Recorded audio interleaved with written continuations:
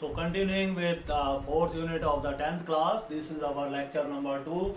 We are starting with the allotropy in carbon. So our question is, define allotropy.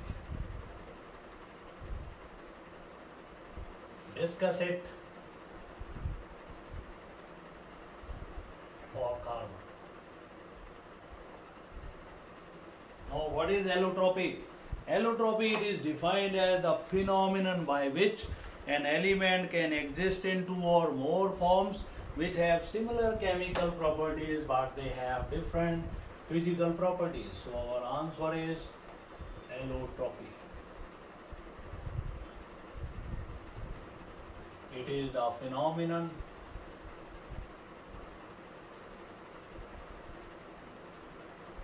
by virtue of which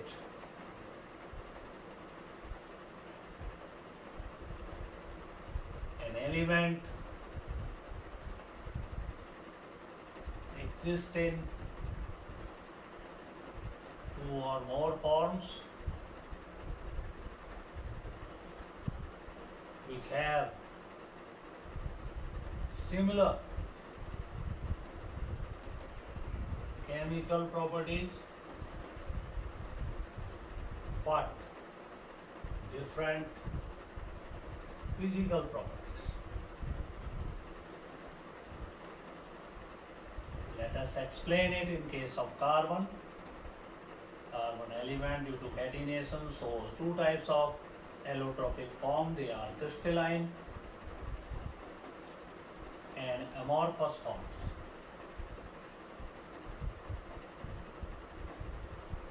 Crystalline forms are two. They are diamond and graphite.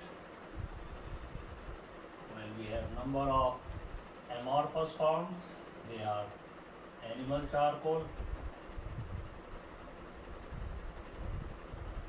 bone charcoal, then we have lamp black,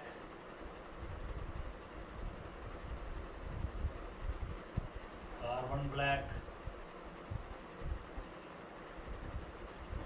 All of these, they are the allotropes of carbon. So we have number of allotropes of carbon. First of all, we come to diamond.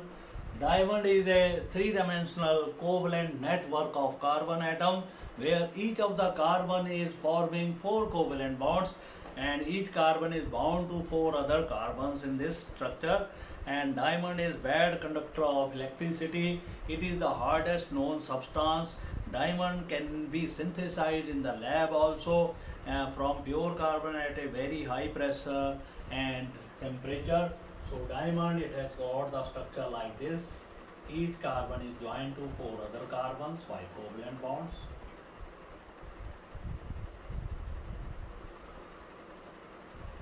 So in this manner, this will go on forming covalent bond. So these are carbon-carbon bond length. Here is 154 picometer. No free electron is present here. Then we come to graphite. It is a network of hexagonally joined carbon atoms where each carbon is having one free electron. So three bonds are formed by each carbon. The fourth electron that remains free in these species. So the bond length in this case, carbon-carbon bond length, it is 142 picometer. Each carbon is having free electron, due to which this form of graphite, it is a good conductor of electricity. It can conduct due to these electrons. The distance between two layers, that is 354 picometer. And this form of carbon is highly conducting. Then we have another form of this. They are called as fullerenes. These are soccer-like compounds of carbon where carbon atoms, they are joined together in the form of soccer where different carbons, they are joined together to form hexagonal or tetragonal rings. This fluorine, they may contain even 60, 40, 60, 80 carbons in the cycle. So they are called as soccer-like compounds of carbon. This is third form, crystalline form of the carbon. Fluorines form another class of allotrope. C60 was the first fluorine to be identified. It has a shape just like soccer or a football. The molecule was named as Buckminster fluorine. Buckminster fluorine. The molecule was prepared by Buckminster Fuller, who designed the geodesic dome-like structure of this molecule.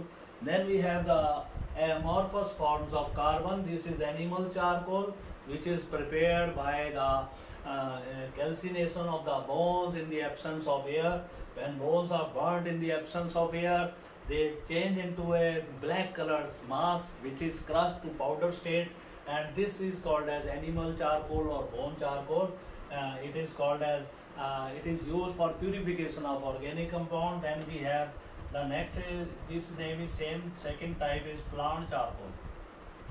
So plant charcoal, it is prepared from combustion of the wood in the absence of air. It changes into a black colored mass that is crushed to the powder state and is used for purification of organic compound. Then we have lamp black. When oil is burnt in the lamp and the smoke so produced, it contains unoxidized carbon. When it is condensed by keeping inverted funnel or some article above it, it contains the black carbon particles in it. It is called a lamp black. Then we have carbon black. If you are igniting, you are burning sarson oil or the edible oil in a particular container, and sometimes the smoke produced from this oil, that is also black and contains unoxidized carbon. When this smoke is condensed, we get carbon black. It is also used in as a medicine for eyes. It is popularly known as kajal. We can use it in our home as a medicine to improve the quality of our eyes, to improve the vision. We use it. Then we have the next question. What do you mean by tetracovalency of carbon? Carbon की टेट्राकोवेलेंसी से आपका क्या मतलब है? What do you mean by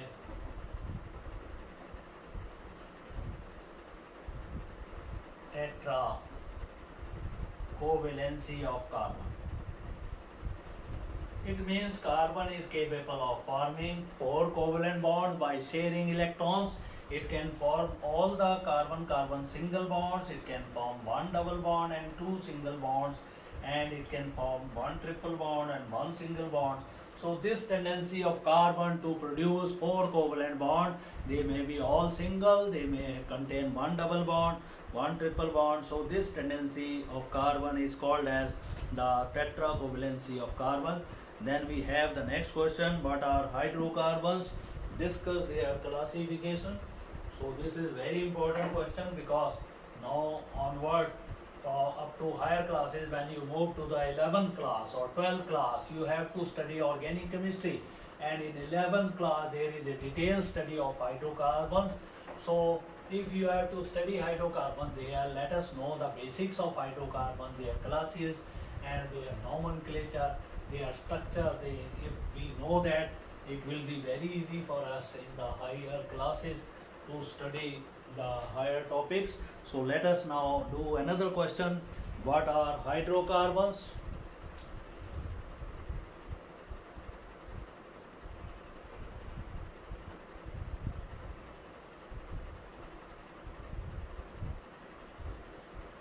Discuss their classification.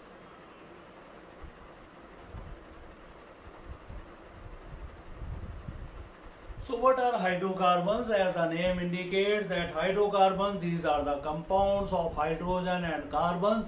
So when hydrogen and carbon, they combine together, they produce a class of compound which is called as hydrocarbons.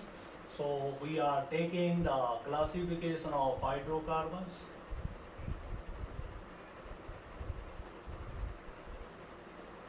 They are divided into 2 classes straightway. They are called as acyclic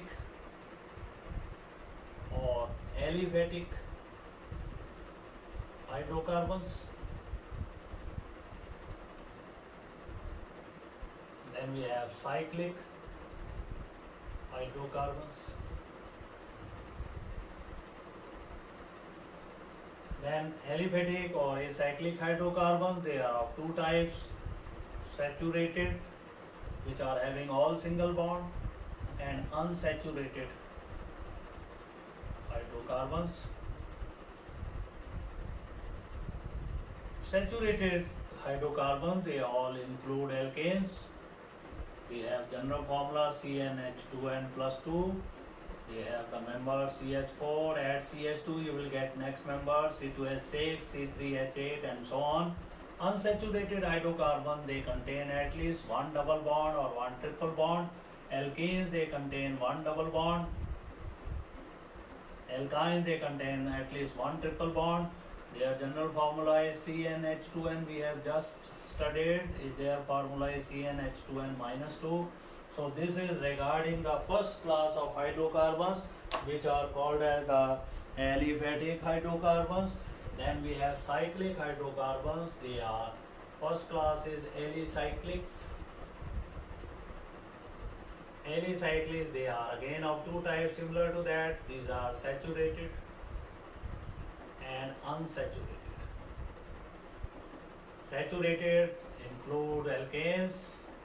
They are called as cycloalkanes since they will have cycle of carbon atoms, and unsaturated they have alkanes add cycle, cycloalkenes. And then we have cycloalkynes. Cycloalkanes, alkanes, they are the triangle. These corners they represent each. These corners represent carbon. 1 carbon, 2 carbon, 3 carbon. 3 carbon alkane is propane here. So it will be called as cyclopropane. Then we have 4 carbon system of alkane, all single bond. 4 carbon is butane. Add cyclo, you have cyclobutane. Then we have cycloalkanes, you have 3 carbon system, but one double bond is there. This is called as cyclopropene. If there is one double bond in 4 carbon cycle, this is called as cyclobutene. Then we have cycloalkynes, they have the triple bond in their cycle, they are having cyclopropyne. Similarly, 4 carbon member having triple bond, this is having one double bond. Having triple bond, this will be called as cyclobutyne. So these are unsaturated hydrocarbons. Then we have another class of cyclic hydrocarbons. They are called as aromatic hydrocarbons. Aromatic hydrocarbons, these are the cyclic hydrocarbons which may contain benzene ring. They are called as benzenoid aromatics, or they are called as heterocyclic aromatic. All these hydrocarbons, they must contain 4n plus 2 pi electrons in the cycle of carbon. 4n plus 2 pi electrons. This is called as Huckel rule. Let us see benzenoid hydrocarbon. They may be mononuclear or polynuclear. This is benzene. Each double bond is made of 2 electron, 2 electron, 2 electron, 2 electron. This is 6 pi system. If we take the polynuclear hydrocarbon, that is naphthalene, then we'll see it is 10 pi system, and this system will be having bonds 1, 2, 3, 4, 5 double bonds. So 10 pi system, 1 bond, double bond constitutes 2 electrons. 5 means 10 electrons. So this is type 10 electron system. Heterocyclic system, they may contain, in addition to carbon, they contain another atom, that is oxygen in this case. In this case we are having NH. This is called as pyrrole, and in this case we are having sulfur. This is called as thiophene. So these are 3 compounds which are called as heterocyclic. This is called as furane. This is called as pyrrole. This is called as thiophene.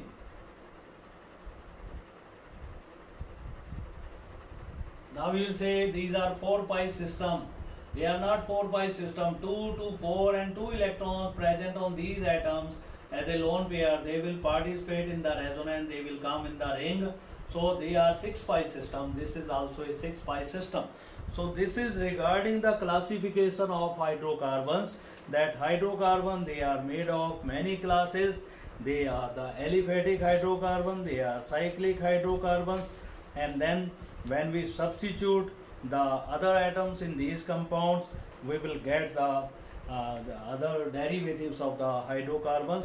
So this is regarding the you can say the hydrocarbons and their classification. Now in the next lecture we will be discussing the other compounds. We will be studying the derivatives of hydrocarbons, homologous families, we will study functional group, we will study the nomenclature of the organic compounds. That will be done in the next lecture.